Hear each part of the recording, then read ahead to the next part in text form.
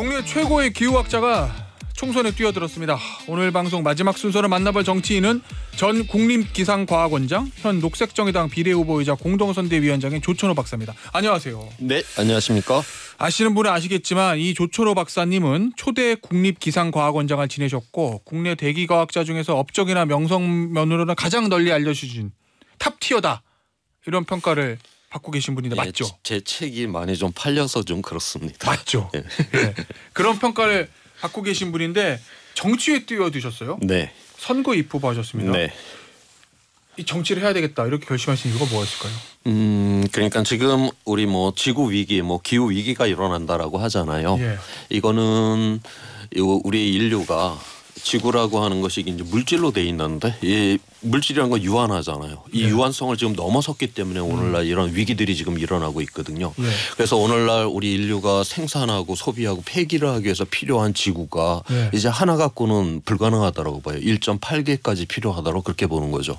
우리가 투자가라고 하면 투자를 해서 이윤을 갖고 먹고 살아야 되잖아요. 우리 인류는 이미 원금을 까기 시작을 했다라고 하는 거죠. 그래서 우리가 원금을 까기 시작했다. 그러면 결국 파산이 기다리고 있잖아요. 그래서 이대로 살아가면 결국 이 문명은 붕괴가 된다라고 하는 것이고요.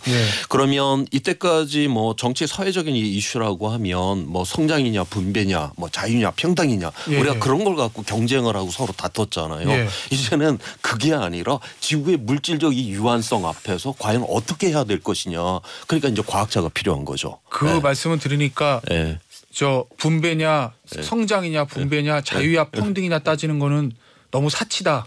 그러니까 생존이 중요하다 이렇게도 그렇죠. 들리는데요. 그거는 하부에 이제 문제가 되었고요. 결국 우리가 1.5도를 넘어서는 1.5도 기온 상승이 안 돼야 된다, 2도 상승이 안 돼야 된다, 그런 이야기들을 하잖아요. 그건 과학자들이 정해놓은 어떤 규칙들이죠. 바로 그거는 그런데 이건 자연의 이 섭리이기 때문에 이거는 자유 평등 이런 것처럼 이거는 서로 이게 이게 뭘 합의를 보고 이런 문제가 아니에요. 자연의 법칙은 지켜야죠. 우리가 10m에서 떨어지는데 와 내가 이거 다치게 됐구나, 죽게 되었구나. 야 중력 가속도 우리 좀 줄이자. 이건 타협의 대상이 아니잖아요. 이건 그냥 지켜야 되는 것이거든요. 그렇기 때문에 오늘날의 이 문제는 바로 이제 과학자들이 개입을 해야 되는 이러한 세상이 되었다라고 하는 거죠. 알겠습니다. 이 녹색정의당이 이번 선거에 내건 슬로건 중에 하나가 기후정치라는 건데 이게 뭡니까? 기후정치. 기후정치라고 하는 게 그러니까 오늘날에 그럼 이 지구의 위기 기후위기라고 하는 게 지금 80억이 살아가는데 이 사람들이 다 책임이 있냐? 그렇게 보지는 않아요. 그러니까 지금 전 세계에서 가장 잘 사는 사람 소득 수준 10% 안에 들어가는 사람이 전체 온실가스의 한 절반을 배출을 하고 있거든요. 다시 말해서 잘 사는 사람들의 뭔가 과잉에 의해서 오늘날 이 위기가 지금 일어나고 있다라고 하는 거죠. 이 지구는 지금 지구상에 있는 이 80억 명을 갖다가 다 배부르게 먹일 수 있고 그다음에 필요한 생필품을 다 공급할 능력을 갖고 있어요. 그런데 여기저기 보면 다 결핍이 너무 많잖아요. 거기에 대해서 기득권의 정치가들은 이거는 성장을 못해서야 그렇게 이야기를 하잖아요. 바로 그게 거짓말이다라고 하는 게 우리 녹색정의당이 이야기를 하는 거예요. 그거는 이 세상에 어떤 결핍이 있다라고 하면 바로 이 세상이 정의롭지 않기 때문에 일어나는 것이고 그래서 우리가 이 세상을 정의롭게 만들지를 하면 결국 기후위기가 결국 이 세상을 무너뜨리게 될 거다. 그래서 바로 정의로 기후위기를 극복하겠다. 그래서 바로 녹색정의당이 있는 것입니다. 그런데 위원장님. 이 기후 문제에 대해서 타협의 여지가 있는 게 아니라 사실은 과학자들이 분석해서 이렇게 해야 된다라고 방향을 정해야 한다는 그런 말씀이신데 그게 사실은 정책적으로 구현이 돼야 되잖아요. 네, 맞습니다. 정책적 구현 가능성을 생각하면은 집권 여당인 국민의힘이나 또는 거대 야당인 제1야당인 민주당을 택하시는 게 본인 어떤 과학자로서 소신을 정책 입안하는데 더 쉽지 않으셨겠어요? 저는 그렇게 보지는 않아요. 제가 이제 그 관료사에서 제가 30년을 일했죠. 국립기상과학원에 있었으니까. 그런데 그렇게 어떠한 기득권의 거대 집단 안에 들어가게 되면 그 논리, 그 틀 안에서 벗어나기가 대단히 어렵습니다. 그래서 물론 이러한 이제 거대 정당들이 다 기후 위기를 다루고는 있지만 수많은 의제 중에 그냥 하나로서 그렇게 다루고 있어요. 별로 중요하게 생각하지 않는다는 말씀이시죠. 그냥 아까 갖춰야 될 구색으로다가 하고 있지. 그렇지만 녹색정의당은 바로 기후위기 극복이라고 하는 거를 최우선의 이런 의제로 들고 나온 또한 정치 집단이기 때문에 바로 제가 여기를 선택하게 된 겁니다. 자, 일단 그러면은 거대 정당인 여당인 국민의힘 그다음에 제1야당인 민주당 네네. 이 양당의 기후 공약 이거 좀 평가 좀 해보죠. 어떻게 보세요? 지금 그러니까 내걸긴 내그런 거잖아요. 그럼요. 두 당도 전 세계적인 이제 흐름 자체가 이 기후위기 이제 대응으로 가고 있고 거기에 대한 인식은 정확하게 하고 있는 것 같고요. 바로 그래서 전 세계의 흐름에 대해서 뭐 우리나라가 어떻게 해야 될 것인가에 그런 고민은 담았다라고 봐요. 그다음에 실질적으로 이러한 농어민의 피해라든가 이런 거를 또 어떻게 이 기후 변화로 인한 이 피해를 어떻게 또 보상을 해야 되는가 이런 부분을 다뤘다라고 보는데 저희 녹색정의당은 그 문제를 좀 넘어서 우리는 궁극적으로 앞서 이야기를 했듯 이 세상이 본질적으로 이 세상이 정의롭지 않기 때문에 일어나는 문제이기 때문에 보다 우리 공동체 자체를 더 나은 공동체, 정의로운 공동체를 만들어서 기후위기를 대응하겠다. 이런 차이점이 좀 있습니다. 알겠습니다. 그런데 보니까 녹색정의당도 마찬가지고 뭐 국민의힘, 민주당 다 탄소 중립해야 된다라는 거에는 어느 정도 공감대를 형성하고 있는 것 같은데 맞죠? 맞습니다. 탄소 중립을 이루기 위해서 그럼 에너지를 어떻게 쓸 것이냐. 여기 강론으로 들어가면 민주당하고 녹색정의당이 주장하는 게 재생에너지 100%. 그런데 정부 여당은 재생에너지 100%는 현실적으로 불가능하니까 이 청정에너지로서 원전을 포기하면 안 된다. 이 얘기거든요. 결국 이 차이인데 녹색정의당에서 원전 포기하더라도 태양광, 풍력, 요 재생에너지 100% 할 수 있다라고 보시는 이유는 뭐예요? 그러니까 지금 이제 작년 2023년도 기준으로요. 작년에 새로 만들어진 발전소 중에서 이 태양광과 풍력이 이 원전의 100배가 만들어졌습니다. 그 설치량으로. 전 세계적으로. 전 세계적으로. 고작 그 핵발전 그 원전은 1% 이 태양과 이 풍력이 1%밖에 안 된다라고 하는 거죠. 자 그러면 전 세계가 막 기후위기 대응이라고는 막 인류애가 넘쳐갖고 비용도 비싼데 그렇게 했을까? 그렇지 않죠. 작년 말에 나온 그 이제 네이처 논문에 의하면 전 세계 대부분의 지역에서 이미 이제 새로 발전소를 짓는다라고 하면 태양과 풍력이 가장 싸졌어요. 그런데 거기서 세 나라가 좀 특이한데 우크라이나, 러시아, 대한민국은 아직까지도 핵발전을 새로 지면 싸다라고 돼 있습니다. 왜냐하면 우리는 전혀 여기에 대해서 제대로 투자를 하지 않은 나라예요. 그래서 OECD 국가 중에서 가장 이 재생에너지 비율이 낮은 후진 국가가 지금 대한민국이 되어버렸다라고 하는 것이죠. 그래서 지금 특히 이거는 그래서 지금 현재 이러한 전체 세계의 이러한 흐름에 지금 전혀 맞지 않는 그러한 상황이 지금 대한민국이다. 그래서 이 핵발전 없이도 우리는 거기에 달성을 해야 된다라고 그렇게 보고 있습니다. 그런데 이런 얘기들 일각에서는 하잖아요. 예를 들면 태양광은 일조량이 많은 저 미국의 애리조나 사막. 풍력은 저 바람 많이 부는 노르웨이, 북해. 이런 데는 그게 경제적 효용성이 높은데 우리나라는 일조량도 애매하고 바람도 애매해서 태양광 풍력이 이렇게 경제성 있는 에너지는 아니다라고 얘기하는 일각의 주장이 있던데 그건 어떻게 보세요? 그러니까 그 주장도 드러난 사실 자체로서 우리가 한번 들어는 봐야 되는 이야기이긴 한데 일단 유럽 국가 중에서 우리처럼 제조업으로 먹고 사는 나라인 독일하고 한번 비교를 해보면 독일이 이제 재생에너지 비율을 굉장히 높였죠. 지금 이제 40% 이상이 되었고 2035년이면 완전히 재생에너지로 100%로 전력을 공급하겠다라고 진짜 그거를 지금 실행 중에 있습니다. 자 그런데 독일을 갖다가 한번 이 아시아로 한번 끌고 와보세요. 저 몽골 위쪽에 가 있는 나라입니다. 위도가 우리보다 훨씬 높죠. 그렇죠.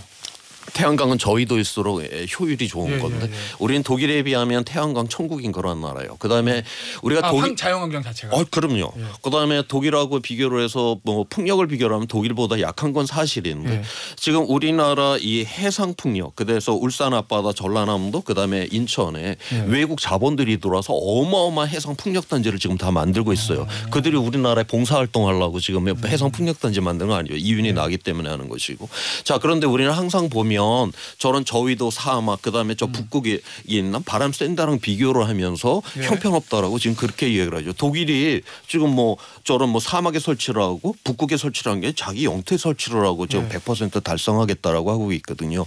그래서 지금 대한민국이 골프장 면적은 서울 면적 정도를 지금 쓰고 있는 나라예요. 땅이 없기는 어디 없습니까? 지금 공공의 건물, 공공의 주차장, 도로변, 철도변 해갖고 지금 다 비워놨어요. 우리의 공공의 지역들을. 그렇게 해놓고 자연환경이 안 좋다. 저는 도무지 납득이 안 간다 그렇게 보고 있습니다. 혹시 앞서 이제 투자 말씀하셨는데 네. 그러면은 박사님 생각, 저 위원장님 네. 생각에 네. 대한민국이 원전에 투자하듯이 네. 예를 들어서 태양광 패널이라 예. 저 풍력 저 방적 예. 탑에 예. 투자를 하면 네. 효율을 높일 수 있다. 지금 일조량이나 바람 수준에서도 효율을 높일 수 있는 패널이나 이런 거 개발하는 게 낫다 이런 말씀이세요? 깔아야죠. 지금 이미 이건 실용화가 돼 있고요. 그다음에 앞서 이야기했듯이 전 세계적으로 가격이 다 낮아졌기 때문에 전 세계에서 네. 다 대부분 태양광과 풍력을 갖다 그렇게 지금 원전보다 100배나 더 많이 그렇게 설치를 하는 이유가 이미 가격 경쟁력을 확보를 했기 때문에 그렇거든요. 그래서 이걸 뭐 개발이 아니라 지금 이렇게 실용적인 그다음에 가격이 싼 이 기술을 갖다 지금 확산시키는 게 더 우선순위다 그렇게 보고 있습니다. 일각에서 얘기하는 그런 얘기는 어때요, 박사님? 저 위원장님, 이 경제성 문제인데 이거 네. 간헐적 송배선이라는 문제 예, 하잖아요. 예, 예, 이게 예. 저 일조량이나 이런 것도 일정하지 않기 때문에 네. 에너지가 저 하루에 얼마씩 예. 생산되고 이럴지 가늠하기 예. 쉽지 않다. 요 예. 간헐적 송배전 문제 이거는 어떻게? 예, 뭐 그 얼핏 보면 그렇게 이제 분산적이고 간헐적으로 들어오니까 뭔가 불안정해 보이죠. 예, 예. 자, 그런데 독일은 앞서 이야기를 했듯이 지금 이제 40% 재생에너지. 그다음에 이제 프랑스 같은 경우는 알다시피 핵발전은 거의 뭐 70%인 그런 예, 예. 나라예요. 자, 그러면 어느 나라가 정전율이 높을까? 프랑스가 더 높습니다. 그래요? 독일보다. 다시 말해서 이건 에너지 전력원이 무엇이냐의 문제가 아니라 예. 이건 기술적인 관리에 이르다가 이건 해결을 하는 문제지 그 자체가 예. 그 에너지 원 자체로 그 안정성을 갖다 이야기를 하는 거는 틀렸다라고 하는 거 이미 이거는 연구 결과로 다 나와 있는 사실입니다. 알겠습니다. 국민의힘이 네. 기후 전문가를 영입했습니다. 네. 비례대표로 네. 후보로 김소희 기후변화센터 예. 사무총장 아시는 네. 분인가요? 예, 알고 예. 있습니다. 이 김소희 후보가 예. 아리백 신봉은 기후사대주의다. 그러니까 예. 재생에너지 100% 하는 건 요건 기후사대주의다. 예. 이거는 오히려 우리나라 기업들에게 무역장벽이다. 예. 국가 예. 차원에서 따라갈 예. 필요가 예. 없다. 이렇게 얘기했던데 예. 어떻게 보십니까? 이 주장은. 지금 우리가 이제 기후위기를 대응한다라는 건 대한민국 스스로 만든 과제가 아니죠. 이거는 이건 유엔 차원에서 모든 나라가 합의를 했고 국제 정치적으로 우리에게 압박을 하는 상황이고 이것이 세계 주류 시장의 하나의 시스템으로 지금 만들어지죠. 그래서 뭐 들어보셨을 뭐 아리백, 뭐 ESG, 뭐 탄소환경 조정제도 이런 것들이 여기저기 막 만들어지잖아요. 그런데 우리는 지금 무역을 해서 먹고 사는 나라죠. 예. 무역 시스템에 이게 만들어지고 있는 거예요. 그래서 이걸 사대주의라고 지금 이야기를 한다. 이거 굉장히 위험한 발상이다. 이거는 하나의 시스템이기 때문에 우리가 따라가야 되는 거. 사대주의라고 하는 거는 강대국 앞에 그냥 알아서 기는 거로 의미를 하지 않습니까?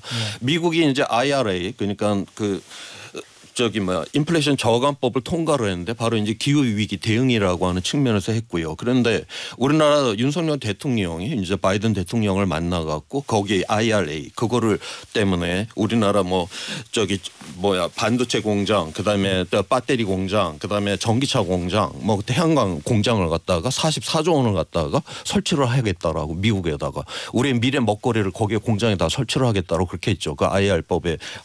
그런데 당시에 프랑스 마크롱 대통령도 갔었어요. 마크롱 대통령 가서 뭐라고 했냐. 미국에만 중산층이 있냐. 프랑스에도 중산층이 있다. 왜 이렇게 미국을 보호하는 산업을 갖다가 이렇게 이런 법을 만들어냈냐. 이런 거 폐지해야 되지 않겠냐. 저는 바로 이렇게 미국에 알아서 이렇게 기는 거를 우리가 사대주의라고 그러는 것이지 우리의 대통령이라면 우리의 먹거리 산업을 지키려고 마크롱처럼 가서 따져야 되는 게 저는 정상이다. 그렇게 보고 있습니다. 알겠습니다. 기후위기 대응기금 보니까 국민의힘은 5조 원, 민주당은 7조 원 규모를 얘기했고 이것도 획기적으로 늘린 거다. 뭐 이런 입장인 것 같아요. 그런데 녹색정의당은 500조요. 차이가 너무 많이 나는데. 그렇죠. 이게 같은 그 단어를 쓴다 해도 그 내용이 좀 다른 경우가 많아요. 제가 다른 그 디테일한 것까지는 제가 잘 모르는데 그 정도 비용이면 아마 이제 그 기후 피해를 보는 사람들 보상하고 이러한 비용들이라고 저는 그렇게 보고 있고요. 어저께 한덕수 국무총리가 기후위기 대응 기술 개발을 위해서 450조 원 이상을 쓰겠다라고 했어요. 이제 저희 녹색 정의당하고 좀 비슷한 그 비용을 이야기를 했죠. 그거는 에너지 전환을 들어가게 되면 비용이 엄청나게 커지게 됩니다. 그래서 요거는 저희는 이 단순한 즉각적인 이 대응을 떠나서 근본적인 우리의 산업의 구조를 이제 바꾸겠다라고 하는 이런 비용이 들어갔기 때문에 지금 그래서 그건 지금 정부가 이야기를 하는 그 비용하고 지금 거의 비슷하다라고 보시면 되는 겁니다. 알겠습니다. 네. 위원장님, 이 기후위기 문제가 심각하다, 해결해야 된다는 건 아마 대한민국 국민 모두 다 이제 공감하는 문제인데 결국 이 기후위기를 중요하게 생각하는 정치 세력들이 이게 이제 제도권으로 들어와서 뿌리 내리고 이거는 사실 유럽에 비해서 굉장히 뒤처져 있잖아요. 이건 왜 그렇다고 보세요? 거대 양당이 그거에 대해서 별로 관심이 없다? 거대 양당의 관심 그 문제도 갖고 있고요. 저는 근본적으로다가는 지금 현재 우리나라 이 정치 사회에 있어서는 지금 이 정권 심판론 같은 이런 어떤 구도가 너무 강력하게 사로잡고 있다 보니까 일종의 진영 정치라는 진영 정치가 워낙 강력하다 보니까 이게 여기에 긴급성의 이런 문제들을 갖게 되는 것이죠. 그러다 보니까 우리 사회가 보다 더 나은 미래의 가치들, 그러니까 더 나은 공동체라고 하는 이런 중요성에 대해서 지금 별로 생각하고 있지 않다. 저는 이것이 우리 사회에 굉장히 지금 위험하다. 그러니까 지난 촛불혁명 이후에 더불어민주당의 의회 권력의 3분의 1을 밀어줬고 그다음에 행정 권력의 대부분을 다 밀어줬잖아요. 그 이후에 보다 합리적인 보수적인 사회는 될런지는 몰랐어도 서민들을 위하고 미래에 더 나은 가치를 잇는 이러한 어떤 진보적인 사회까지는 만들지 못하지 않았습니까? 결국 우리는 지금 긴급성만 지금 따지고 있지 중요성에 대해서는 지금 고민하지 않는 사회. 저는 이것이 굉장히 위험한 사회다 그렇게 보고 있어요. 박사님 위원장님 말씀드리니까 이 기후가 중요성뿐만 아니라 긴급성에서도 최우선순위에 와야 되는 거 아니에요? 당연히 그렇게 와야지만이 바로 더 나은 가치 있는 우리의 미래를 갈 수 있다. 저는 그렇게 보고 있습니다. 알겠습니다. 오늘 인터뷰 여기서 마무리하도록 할게요. 지금까지 조천호 녹색정의당 공동선대위원장이었습니다. 감사합니다. 고맙습니다.